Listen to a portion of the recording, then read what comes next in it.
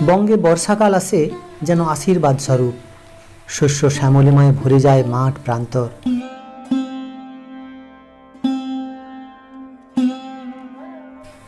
আবার কখনো তার নিষ্ঠুর খেয়ালে নিমেষে নিঃশেষ হয়ে যায় সবুজের শ্যামলিমা। প্রান্তিক মানুষের ধানের ফসল নিশ্চিহ্ন হয়ে যায়, যেন বর্ষা এক অভিশাপ হয়ে দেখা দেয় গ্রামে গ্রামে।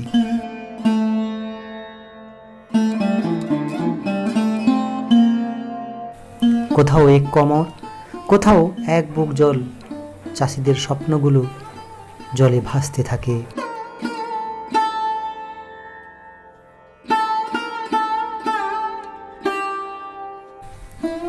সেই রকম বর্ষা চাষিদের চোখের জলে, বুকের হাহাকারে গ্রাম বাংলা হয়ে ওঠে শোকস্তব্ধ নির্জনতায়।